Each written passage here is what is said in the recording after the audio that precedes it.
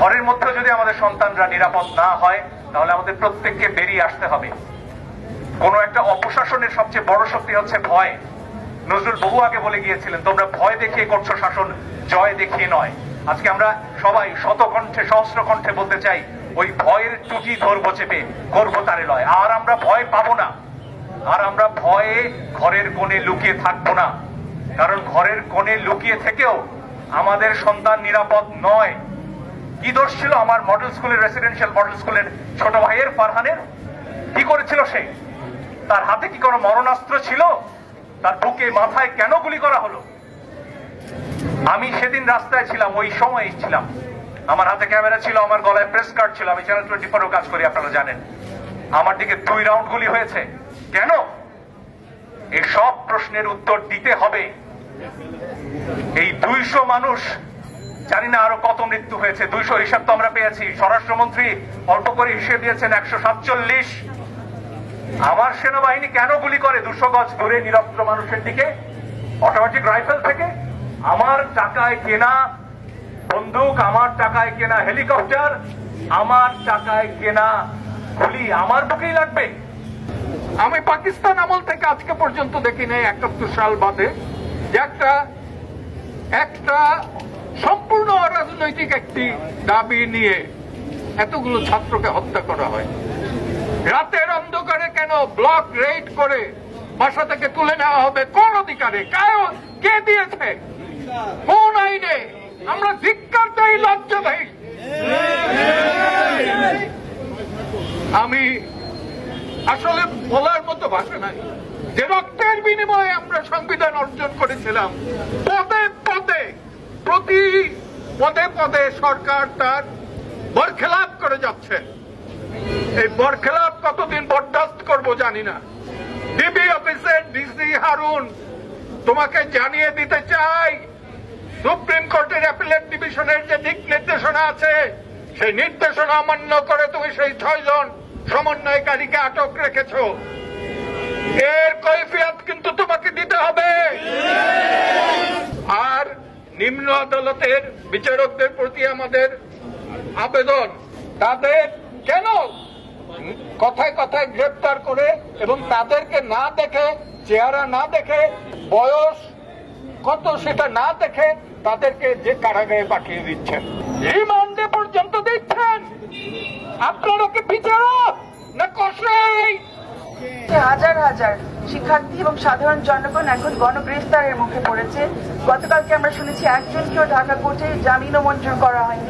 কেন এরকম পরিস্থিতি? আমরা এমন দেশে আছি যেখানে এখন পর্যন্ত সংবিধান প্রচলিত, সেই সংবিধানে আমাদের জীবনের অধিকারের প্রতিশ্রুতি দেওয়া আছে, ব্যক্তি স্বাধীনতার প্রতিশ্রুতি দেওয়া আছে, তার পাশে তো অবশ্যই আছে সভা সমাবেশ করার অধিকার, বাক স্বাধীনতার অধিকার, মত প্রকাশ করার অধিকার। কিন্তু আমরা দেখছি এগুলোর তো কোনো খবরই পাচ্ছি না। জীবনের অধিকার যে কেড়ে নেওয়া হচ্ছে এবং সেটা যে কেড়ে নেওয়া হচ্ছে, তারপর যে ব্ল্যাঙ্কেট ডিনায়াল আসছে। আমরা শুনছি না যে কেউ মরেছে, আমরা শুধু শুনছি স্থাপনা বিনষ্ট হয়েছে এবং স্থাপনার জন্য কান্নাকাটি, স্থাপনার জন্য যত সবকিছু করা হচ্ছে, কিন্তু কজন মরলো, কেন, কোথায়, কার হাতে, এটার জন্য আদৌ কোনো তথ্য আমরা পাবো কিনা, প্রতিকার তো দূরের কথা, এই কথাগুলো কিন্তু আমরা শুনতে পাচ্ছি না আমাদের। এবং গত রাত্রে আরেকটি নাটক করা হয়েছে, 6 জন যে সমন্বয়কারীকে দিয়ে ডিবি হেফাজতে রেখে, আরে বাবা, তারা যদি আন্দোলনে জয়লাভ করে থাকে তাহলে সেই জয় ঘোষণা করবে ঢাকা বিশ্ববিদ্যালয়ে, সেই জয় ঘোষণা করবে প্রেস ক্লাবের সামনে। সেটা ডিবি হেফাজতে কেন? এটাকে আমরা বুঝি না।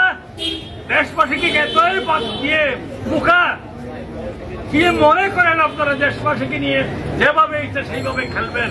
আজকে মৃতদের স্বজনদের সাথে মায়া কান্না করা হচ্ছে, কিন্তু যেদিন এই কথাটা বলেছিলেন যে মেয়েরাও রাজাকার, আমার শুনতে খারাপ লাগে। মেয়েরা কি বলেছিল আমরা রাজাকার? তারা বলেছিল আমরা কে, তুমি কে, আমি কে রাজাকার? কে বলেছে? কে বলেছে? স্বৈরাচার অথবা সরকার। আপনারা আংশিক নিয়ে মানুষকে উত্তেজিত করে তাদের উপরে লেলিয়ে দিয়েছেন যে বাসব বাহিনী।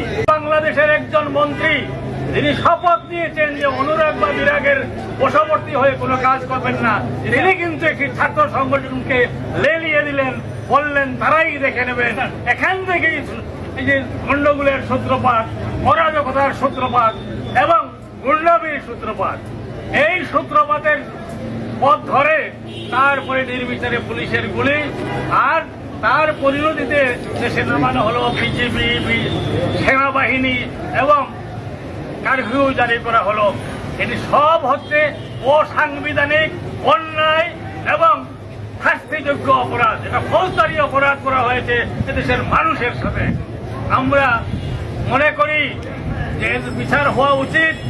আমাদের এক বন্ধু বলেছেন যে আবু সাইদের ব্যাপারে, যেখানে সবাই আমরা দেখেছি আবু সাইদকে কারা গুলি করেছে, সেই আবু সাইদের এফআইআর দেওয়া হয়েছে যে সাধারণ মানুষের আঘাতে সে মারা গেছে, ইটের আঘাতে মারা গেছে, অথচ তার মুখের গুলিতে সময় গুলি লাগে, রক্ত ছিল, সবাই দেখেছে, দেশবাসী দেখেছে। এই ধরনের মিথ্যা, এই ধরনের প্ররোচনা, আমরাও আসলে সমানভাবে অপরাধী। এদের জীবন বাঁচানোর জন্য আমাদেরকে রাস্তায় নামতে হতো আসলে অনেক আগে থেকে। আমরা আমাদের ভুল বুঝতে পেরে তারা আমাদেরকে চোখে আঙ্গুল দিয়ে দেখিয়ে দিয়েছে আসলে কিভাবে আমাদের দাবি আমাদেরকে আদায় করে নিতে হবে।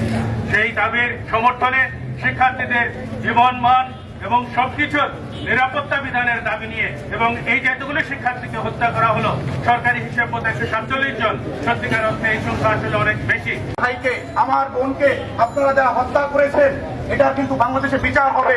ট্রাইব্যুনাল গঠন করব আমরা। এবং আপনি যখন গণভবনে বসে মিটিং করছিলেন, তখন দেখা মাত্রই হত্যার নির্দেশ দিয়েছেন সেনাবাহিনীর কর্মকর্তাদের, যেটা আপনি পারেন না। আমরা জনগণ এখন সেনাবাহিনীর মুখোমুখি, কিন্তু এদেশের সেনাবাহিনী জানে এই জনগণের উপরে তারা গুলি করে তাদের কোনো নিস্তার পাবে না। আজকের এই সেনাবাহিনীকে আমরা বলছি, আপনারা ক্যান্টনমেন্টে ফিরে যাবেন। আমাদের করের টাকায় আপনাদের বেতন দেওয়া হচ্ছে, এই বুলেট কেনা হচ্ছে কার টাকায়, সেটা ভুলে যাবেন না।